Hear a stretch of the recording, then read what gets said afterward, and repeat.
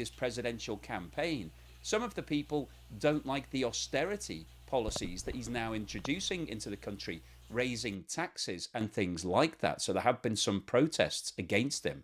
Well, then take a look at what's going on with inflation. Have a look at what's happening in the economy, what's happening with interest rates. We'll talk about where the peso is right now because the peso is one of the biggest issues that Argentina is trying to address. The value of the peso is falling on a daily basis. We'll then talk about what's going on with the IMF because Argentina is the single largest borrower of money from the IMF. It's got a facility of $44 billion. And then finally today, I'll wrap up with my summary. So what I think is likely to happen in Argentina over the course of the next 6 to 12 months, and whether or not things are going to get better in the short term, or whether it's going to take a very long time to be able to improve the situation. But before we get started on all of that, once again, thank you so much for everybody that sent me kind messages. Really appreciate that. And also thank you for everyone who's supporting the channel. If you've sent me a YouTube super thanks, or bought me a coffee, or signed up as a patron or a member, thank you so much. It really does help me to keep the channel going. Now, I get a lot of comments about the videos that I'm posting on this channel, and some people say they're a bit boring. I don't introduce any music, there's nothing very exciting happening. But Javier Milei, the new president of Argentina, is very exciting.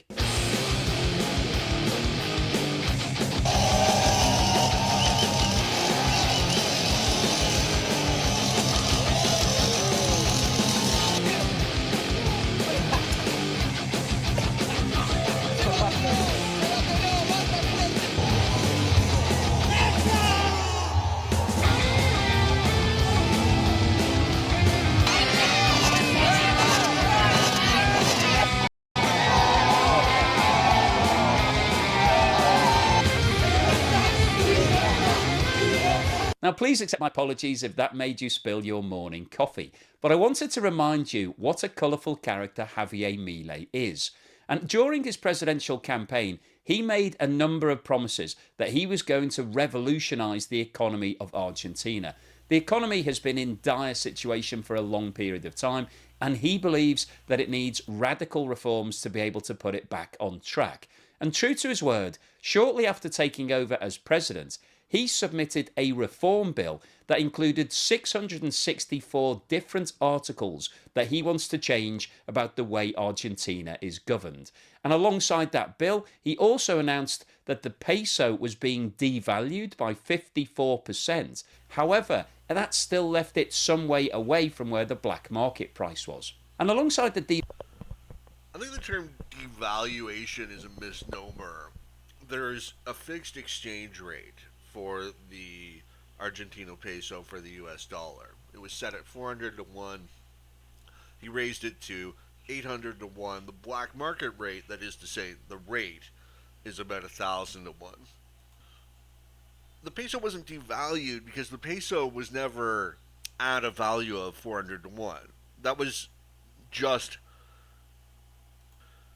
that was a fiction that the Argentinian government wanted to pretend. Fixed exchange rates is something that basically countries do not do. They don't do it because it's stupid. Okay, it doesn't work. It's of no benefit to anybody. It's a huge hindrance. So what he was doing was working to alleviate that hindrance. But there was another problem, which is that it was also a form of graft. So people were able to get dollars from the government at this artificial rate if they were closely connected to the political class. Milei also announced a variety of cuts to subsidies, so that means that prices are going to start increasing in Argentina, an increase in taxes on exports to 15%, the eradication of numerous government ministries, so that means people losing their jobs, the privatisation of 41 public companies in Argentina, and mass reforms to employment laws that would reduce the power of the trade unions and make it easier for companies to be able to dismiss people and pay them a lower severance pay. Overall, that's pretty much correct. The thing about the export taxes was it's kind of complicated. But basically, there's like some insider deals where people benefit from having export permits, and so it was a means of recapturing the regulatory capture. Now, all of this proved to be a little too much for a lot of people in Argentina, and as a result, people took to the streets and there were mass protests. Tens of thousands of trade union members answered the call to take to the streets of Argentina to protest against new President Javier Milei's austerity measures. The president is a lunatic. He wants Congress to cede all its power to him. My heart aches for what's happening in my country. Public sector workers were docked a day of pay, and union leaders could face fines or even prison for disrupting the free flow of traffic. But that didn't stop huge numbers of people from taking part in the 12-hour national strike. The security minister describes the strike as the work of, quote, mafiosos trying to preserve their corporate privileges. While the government concedes the industrial action has cost Argentina millions. The national airline had to cancel 295 flights and redirect 25. 200,000 passengers suffered today because of these people. Argentina's still very powerful trade unions have made it clear this strike was just the beginning. This in a country where social unrest, fueled by Peronist unions amid an acute economic crisis, have brought down governments before. And on January the 3rd, it was announced that the Argentinian courts had actually suspended the package of labour reforms included in Javier Milei's decree after the nation's largest union filed an injunction. The powerful General Labour Confederation Union staunchly opposed the measures, and the judges behind the decision said the new labour measures were... I mean, this is also stupid because Argentina has been stagnating economically for 50 years because of the policies advocated for by these trade unions, by the establishment, political parties. So these people are taking to the street and fighting to maintain their poverty. Were being temporarily suspended until the court can make a final ruling on whether they are allowable under Argentinian law without congressional approval. So from Javier Milei's perspective, it looks like the very short-lived honeymoon period is over already. We've got people on the streets of Argentina protesting against the reforms that he wants to make. And I guess this is the reality of the situation, because when your economy is in such a dire situation as Argentina's is, the only way that you're going to be able to turn things around is by doing things like increasing taxes and reducing the power of the trade unions. So in general, I would say he's wrong. In this specific case, and far be it for me to ever advocate for a tax increase. Well, in fact, in Milei's shoes, I wouldn't even increase taxes, even in this bizarre situation. But, well, let me tell you what happened. When the last guy, Massa, when he went out, he eliminated the income tax, which is like every libertarian's like dream, right? He eliminated the income tax, but he didn't cut any spending. It's literally what he did right before Milei took over. So now, I mean,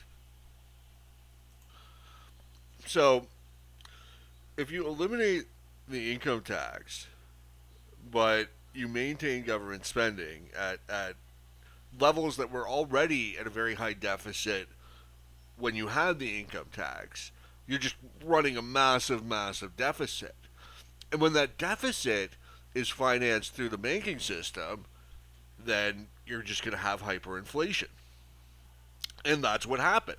Is right now inflation is at 200% year on year in Argentina because they eliminated the income tax, but they kept government spending where it is. Now, obviously, this isn't sustainable.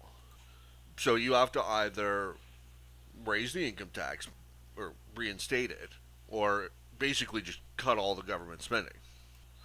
And the thing was, Milei didn't campaign on eliminating the income tax, eliminating all government spending. He campaigned on making modest reductions in government spending and stopping inflation and curtailing the growth of the state.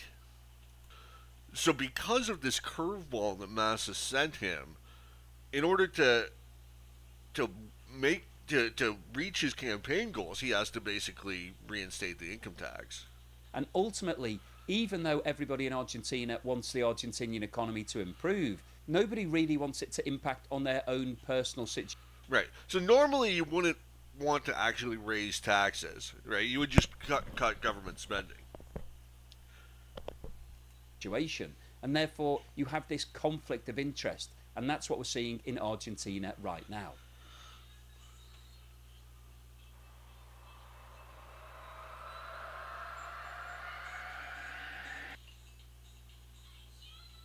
This chart shows the highest rates of inflation for all countries in the world. And as you can see, right at the top of this chart, with a current rate of inflation of 211%, is Argentina.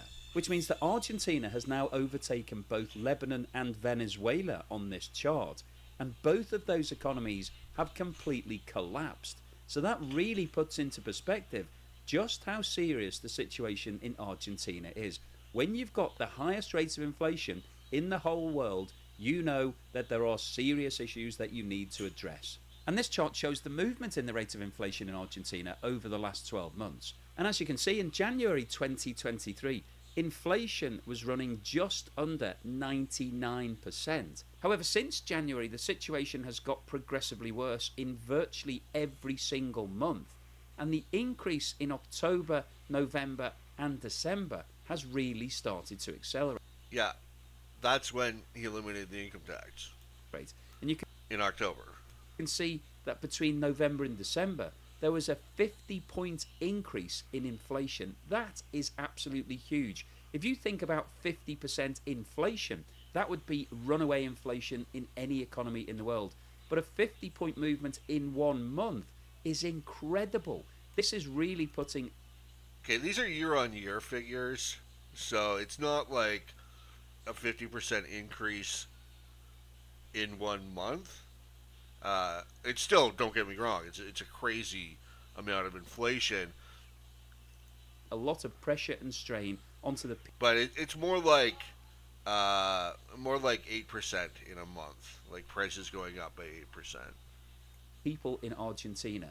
And the current rate of 211% means that year on year, the average price of goods in Argentina today is 3 times higher than it was this time last year. Now, you may be sitting there thinking, well, is this really big news? 3 times higher. Yeah, I guess so. Because hasn't Argentina always had Or would it be double? No, because 100% inflation would be double. Yeah. high rates of inflation? And to answer that question, this chart shows the rate of inflation over the last 25 years. And you can see that the current levels are off the scale compared to what the historic rates of inflation have been. At the start of the noughties, inflation was actually Okay, but you need a causal explanation here. well under control in Argentina. However, it did see a spike in 2003. And between 2004 and 2014, the rate Yes, charts are pretty. of inflation remained at a manageable level. Between 2015 and 2020, it did start to increase and hit a level of around 50% in 2020. However, the current rates are significantly higher than that and are heading towards the dreaded hyperinflation. This chart shows the movement in food prices in Argentina over the last 12 months. And this is a metric that I always like to look at because the impact of food price increases Like, this is literally why Milei was elected. is always more severe on the poorest members of society because they're spending a larger percentage of their disposable income on food. And as you can see, the shape of this chart is very similar to what we just saw for actual inflation. However, the levels are higher and the current rate of food inflation is more than 250%, which means that on average, Really, inflation's hardest on the middle class who have savings. It's no picnic for the working poor either, but they're presumably, paycheck to paycheck, and presumably wages are gonna keep up as well. average food prices today are around 3.5 times higher than they were this time last year. And to put the movements in inflation into perspective, this chart shows the movement in wages in Although, really high inflation does have a lot of destructive aspects too. So that can hurt wages. Argentina over the last 12 months. And this data has only been supplied up until October. We don't have any figures for November or December yet. But you can see that in the 12 months to October, the rate of wage increases was less than 9%. Month on month.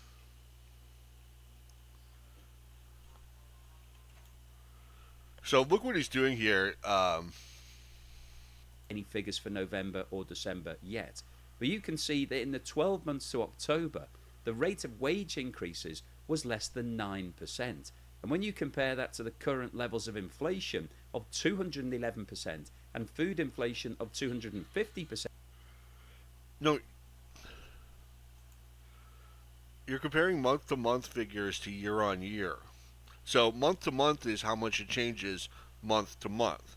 So a 10% month to month would be 120% per year. Abuse your dada. Oh, why you abuse the dada? You have a hotspot?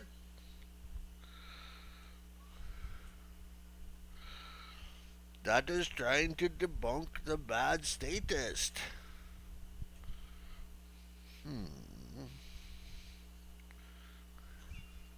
How was school today?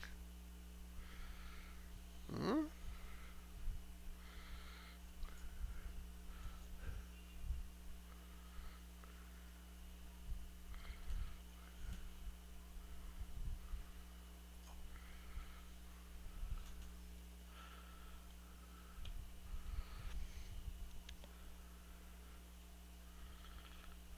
You feeling better?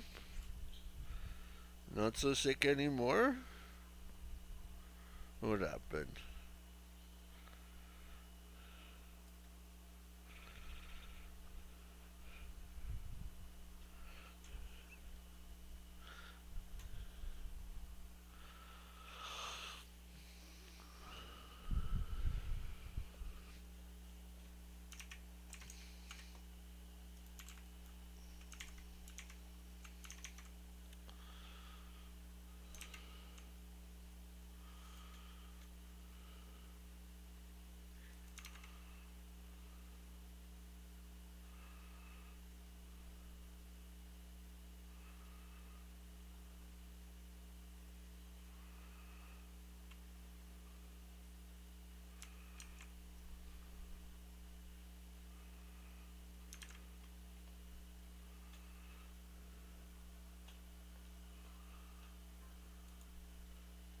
But yeah, this guy just doesn't understand anything.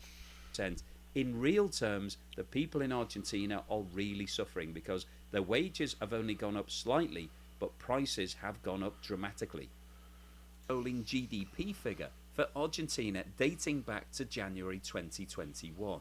And what this chart shows is that since the third quarter of 2021, Argentina has seen a rapid and consistent reduction in the level of its GDP.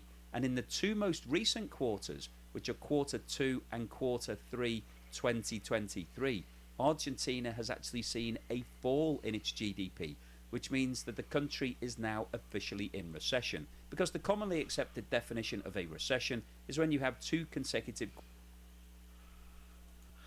Like, this guy can't even interpret basic data. I mean, I don't agree with the GDP statistic, especially not for a country like Argentina, which has so much government control of the economy. But uh, like a 9% or a 5% or a 7% growth rate would be a good thing, not a bad thing. Like, this chart actually paints a pretty positive picture of things. I'm not saying that Argentina is in good economic shape. It's not. I'm just saying that from this chart alone, based on, you know, uh, like mainstream economic methodology, if you looked at this chart, you would see, okay, there was a couple quarters of negative growth, and then a whole lot of Falling GDP. Now, the latest figures that we're looking at. It's also not the actual definition of a recession. Here are actually for the third quarter of 2023, so the period to the end of September. and that shows that GDP fell by 0.8%. We haven't seen the figures yet for December. However, we do have some data for November. This chart shows the level of economic activity in Argentina dating back to 2019. The scale on the right hand side of this chart shows the percentage movement from minus 30% at the bottom to plus 30% at the top. And the two different charts here, the sections coloured in red and green across the middle of the chart, record the month on month movements in economic activity, and the black line chart shows the year on year movement. And as you can see, the black line chart shows exactly the same trend that we just looked at for GDP, with a significant fall from the start of 2021 and a movement into negative territory in 2023. And the most recent figures for November 23 show that economic activity fell by 1.4%. Yeah, of course it shows the same trend. You're looking at the same data. So what we're seeing is a continuation of the trend, and it's likely therefore that Argentina will remain in recession when we get the figures for quarter 4 of 2023.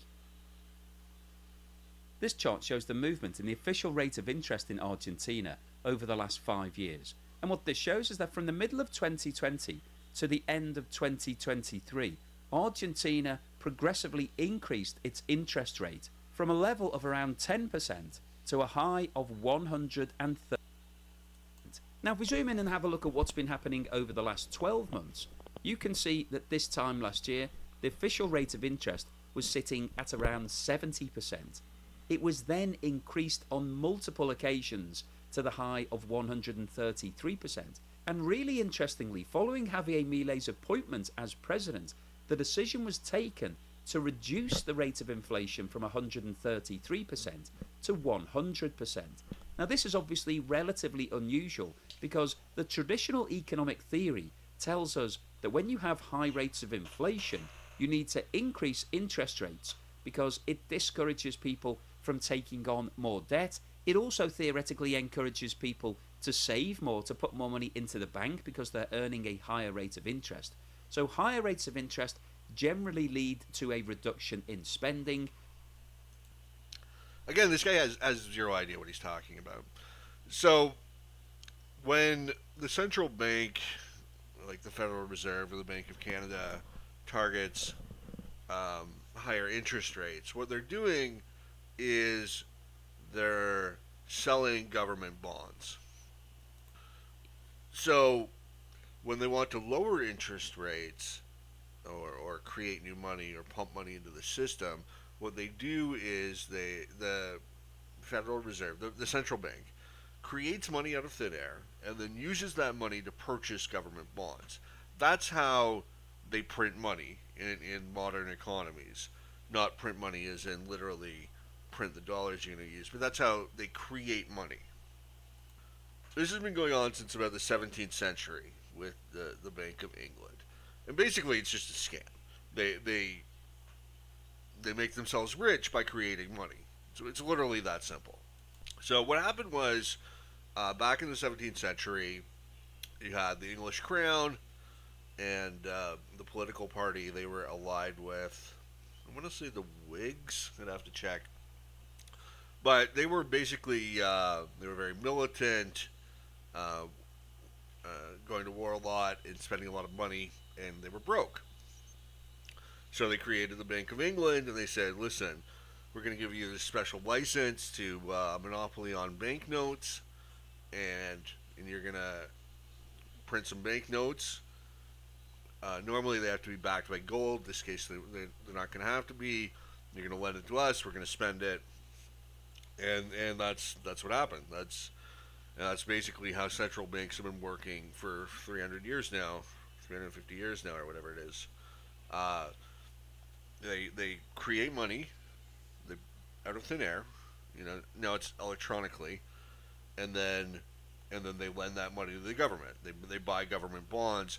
That's how, like, the government, when it wants to borrow money, can either borrow it, like in Canada, we used to have Canada savings bonds. They don't do that anymore.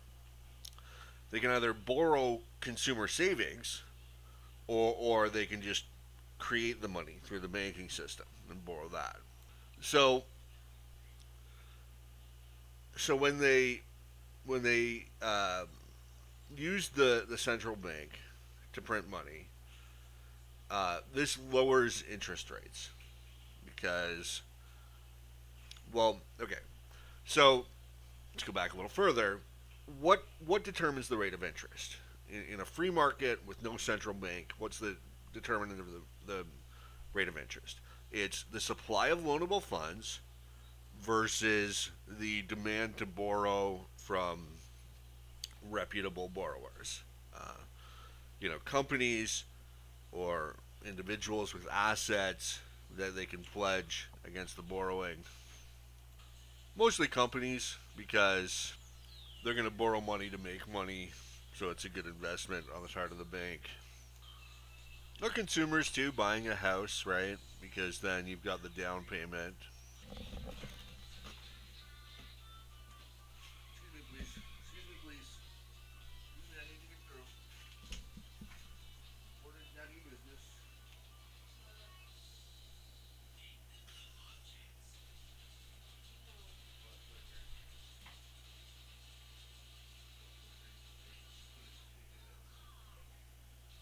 I'm on to your tricks, kid.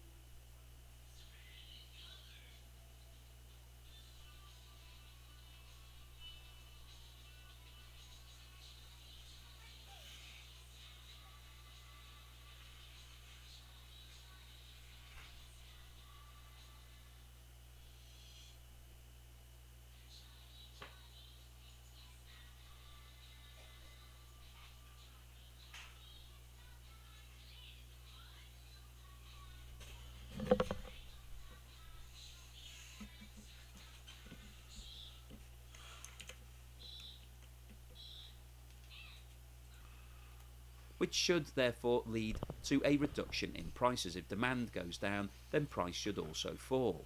However, one of the problems that Argentina has now is that the link between interest rates and inflation has been broken as a result of the fact that there is a high level of dollarization, and a lot of people are no longer using the peso, and this interest rate only relates to peso transactions. So when you have a decoupling of the economy, Look, if you have inflation at a rate of 100 or 200% per year, you have to have an interest rate that corresponds to that. Otherwise, I would just, let's say the interest rate was like 10%, but inflation was 100%. I would just borrow $1,000 at 10%, pay it back in a year with 10% interest. That's $1,100. But that $1,100 is only worth $5,500. So I would borrow the $1,000, spend it on literally anything, and I would make $500 just because the money I'm paying you back with is worth less than the money I borrowed. if your currency is no longer used by the majority of people in the country, Yes, people are using the dollar in Argentina. They have no choice. When your inflation is at 100 or 200%, you can't save money in the peso. If you try, you're losing half the money you save over a course of 1 year. It would be suicide, economic suicide. So they use the dollar. There's $200 billion in circulation in Argentina. They have de facto dollarization because that's the only way that the middle class can save money. That or Bitcoin or Euro, but $100 bills are the way to go. Usually USD. it becomes very difficult to control inflation by increasing interest rates. So the logic that You want to control the inflation, you just have to stop printing money. You have to stop financing your deficits by borrowing money from the banking system. It's that simple. Keep the money supply solid, stay stable. Don't increase the money supply. No inflation. Javier Milei is now following is that he's going to bring interest rates down to a more manageable level to try to get back control of the economy. And this will be one of the key challenges What he's got to do, no, what he's got to do is balance the budget. that he That's the source of all these problems. Is that they're monetizing their deficit spending, and that's what's driving the hyperinflation. You just balance the budget, and this problem goes away immediately, is facing. or maybe not immediately. There's a little bit of a lag, but it would go away. Will this work, or is Argentina ultimately going to head towards being fully dollarized? Despite what many people say, And dollarization would be great for Argentina compared to having the peso. I mean, they're already dollarized anyway. They're de facto Start of the dollarized. video. One of Javier Milei's campaign policies was that he was threatening to scrap the peso and move Argentina to using the US dollar. Now, following his inauguration, They already use the U.S. dollar. he did was announce a 54 They have $200 billion in circulation, USD in circulation already. It's just they're already de facto dollarized. I mean, peso. And the main reason that he did that is that there are actually two exchange rates in Argentina: the official rate of exchange and the black market rate. or blue dollar rate. So the official rate of exchange is what you would get if you went to an ATM. If you're a foreigner, you go to an ATM, you get 400 pesos for $1. You go to one of the black market change spots, you give them $100, you're gonna get 10,000 pesos. You're gonna get, or it's 1,000 to 1, so 100,000 pesos actually. Excuse me. And interestingly enough, Western Union was working on the black market rate openly, the blue dollar rate. And the vast majority of people in Argentina are using the black market rate. This Yeah, virtually everybody. You can't buy dollars at 400 pesos a dollar. Otherwise, people would just do that. They would love to do that. You can't do that. chart plots the exchange rate between the US dollar. So like eliminating the currency controls is just common sense. Nobody has currency controls. No country does that because it's like a really stupid policy. Because it doesn't help anything. All it does is it makes it inconvenient for tourists to come there and spend money. because now they have to use the black market instead of using their Visa or even taking money out of the ATM. You have to bring cash, so it's just like a burden, and it makes it more difficult to import and export. And the Argentine peso, dating back to January 20. Because no American corporation is going to be like, oh, you set the rate at 400 to 1, we'll just, whatever, we'll eat that loss because you said so. No, they're going to say, oh, you want our iPad? That's $1,000 American. I don't care about your peso. You want that, you got to give us USD, right? Which they can't even get. 2023. And the scale on the left-hand side of this chart goes from 0 at the top to 1,200 at the bottom. So that basically means that $1 is trading for 1,200 pesos. And we've got a number of different lines on this chart. The orange line is the official rate of exchange. So that's the rate that's set by the Argentine government. And the other lines are basically the black market rates. And as you can see, there is clear daylight between these two lines.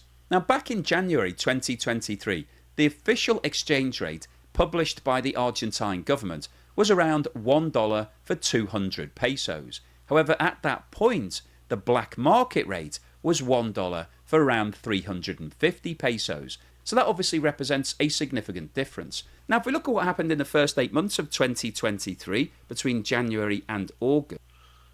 This guy, it's so stupid because he looks at these charts and he's like trying to point out some trends or whatever, but then he never makes any claim about what's causing the charts to do the things that they're doing. He's just like, let's highlight this section and then highlight this section.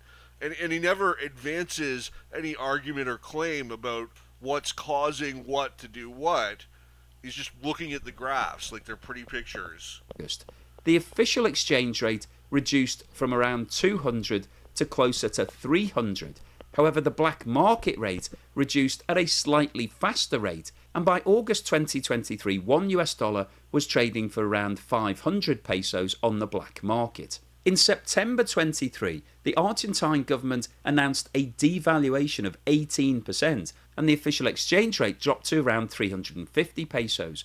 However, the black market rate moved more significantly, and at that point, $1 was trading for around 700 pesos. Now, between September and December 2023, and this really all comes back to the inflation, right? Like, if you have inflation of 100% over a year, and the USD has inflation of like 3% or 2%, well, then you're going to see over a year a difference of like 100% in terms of the value. Here it was actually significantly worse, like 350%, and I'm certainly not going to claim any omniscience with regards to currency rates and all the fluctuations therein, but obviously the extreme inflation, it's not quite hyperinflation just yet, it's getting there. The extreme inflation is going to be a big factor in the devaluing of the peso vis-a-vis the US dollar. the official exchange rate didn't really move. However, there was a significant deterioration. I guess like with the 200% inflation, actually, it does make sense that it would be triple. In the black market rate, and by the start of December, $1 was trading for around 1,000 pesos. Now, as we've discussed, following Javier Milei's appointment as president, he announced a 54% devaluation in the peso to a rate of around $1 to 800 pesos. However, unfortunately, the black market rate has also reduced significantly, and $1 is now trading for more than 1,200. I think he's trying to maybe imply some causation there, but that's not remotely true. Like, this orange bar is basically irrelevant for most intents and purposes. It's a government fiction where they're saying, yeah, our money's actually worth this, and everybody's like, no, it's actually worth this black line here. So yeah, if you have inflation of 200% a year, then your currency is going to be worth a whole lot less in USD. Like the amount of USD your currency can purchase is a price. When you have really high inflation, prices are going up, so you purchase less of something. That's how inflation works. So again, what's causing all this inflation? It's because they have such a huge deficit. They eliminated their income tax. Not they. I mean the outgoing Peronists, Massa, eliminated the income tax without reducing any government spending to just run like the largest deficit. So there are basically two takeaways from this analysis. Firstly, we are seeing a constant devaluation of the peso. Everybody is losing confidence in the currency. When the government devalues the peso, the black market devalues it at a faster rate. Nobody wants to use the peso. So that's a problem in itself. And the second issue is that the more this But why? happens, the more the value falls, it's more likely that more people will be using the dollar. And that means that there is a very real risk that at some point Argentina will actually abandon the peso, because if it becomes worthless and inflation continues to escalate, everybody will lose confidence, everybody will use the US dollar, and there comes a point when there is no point continuing trying to support that currency. As I mentioned at the start of the video, Argentina is the largest single borrower of money from the IMF. So what's the IMF's view of Javier Milei's new presidency? Are they impressed? Are they happy? Are they wanting their money back? Well, the simple answer to that is that the IMF like what Javier Milei is doing. And on the 10th of January 2024, the IMF announced that Argentina would be given access to a further 4.7 billion US dollars. And the summary of the recent IMF paper said, the new administration inherited an exceptionally challenging economic and social situation, with rising macroeconomic imbalances primarily reflecting inconsistent and expansionary policies, especially during the final quarters of last year. Monthly inflation accelerated to 12.8% in November, reserves were depleted, the currency became even more overvalued, and the forex gap rose to historic highs. The programme went severely off track, the end September primary fiscal deficit and domestic arrears targets were missed, and preliminary data suggest the year-end targets were missed by an even larger margin. The targets for net international reserves were also missed, with deviations relative to end-year target of around $15 billion prior to the start of the new administration. So at face value, you'd be thinking that the IMF is not looking very happy and wouldn't be prepared to advance more money. However, they believe that things are about to change. Against this backdrop, President Javier Milei and his economic team moved quickly and decisively to develop and begin to implement a strong policy package to restore macroeconomic stability and are fully determined to bring the current programme back on track. The authorities are building social and political support for their stabilisation plan. The plan centres on the establishment of a strong and credible fiscal anchor. Now, me personally, I would just default on the IMF loan. If I were in Javier Milei's position, I would just default on the loan, and I would leave the income tax at zero where Massa put it. I think that would be the Sigma move. Along with actions to rebuild reserves, correct relative price misalignments, strengthen the central bank's balance sheet, and create a simpler, rules-based and market-orientated economy. The plan also looks to scale up. But I'm not critical of Milei for not defaulting. I mean, literally everybody thinks that defaulting is the end of the world if you do it. So I don't blame him for. I don't see how anybody can criticize him on this.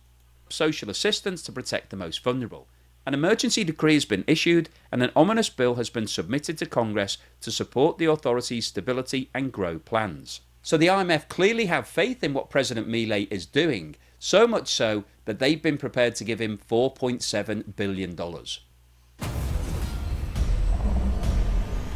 He actually got the money from, he got like a bridge loan. So what's the summary and conclusion today? Well, I wanted to post this video From some like regional. in Argentina is really fascinating because there is no doubt about it. The economy is a complete disaster. It's been bad for a long period of time. but in 2023 it got significantly worse. And the current levels of inflation, Yeah, it's been bad for like 50 years. severe problem. When you hit number one in the global charts, you have the highest rate of inflation in the whole of the world. You know that you need to do something severe to try to get your economy back on track. And to give him his due, Javier Milei has come up with policies that are different to what have been tried in Argentina over the last 10 years or so. So he's trying to revolutionize the economy.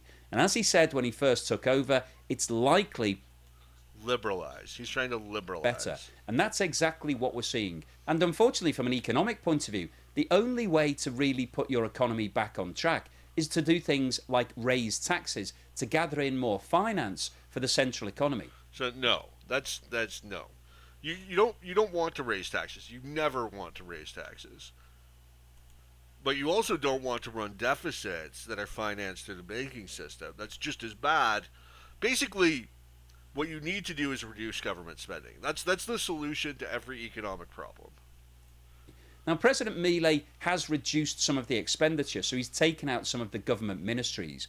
But ultimately, that won't be enough to save Argentina. It would if you cut hard enough. People in Absolutely, it would. Argentina are going to have to put their hand in their pocket and help support the country to be able to put it back onto an No, even keel. tax is bad. And what we saw in Buenos Aires and a number of other places in Argentina were protests against these changes. So interestingly, people voted him in. I mean, these aren't popular protests. These are the trade unions. These are the establishment, the political establishment in Argentina striking back, Because they which obviously was going to happen. wanted radical change. They want Argentina to be fixed, but they don't want to have to pay for it. And that's really No, they want their power back. the dilemma that any voter has. You vote for somebody because they're saying It's not the public. It's not the voters. It's powerful political interests within the Argentinian establishment.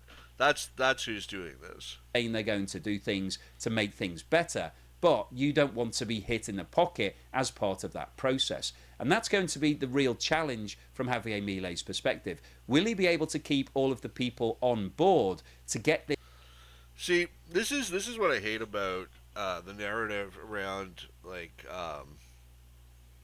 being a deficit hawk or like you don't want to raise taxes. You don't want more money going to the government. The less money the government has, the better for the economy. But at the same time, you can't run deficits and just print the money. That's not going to work either.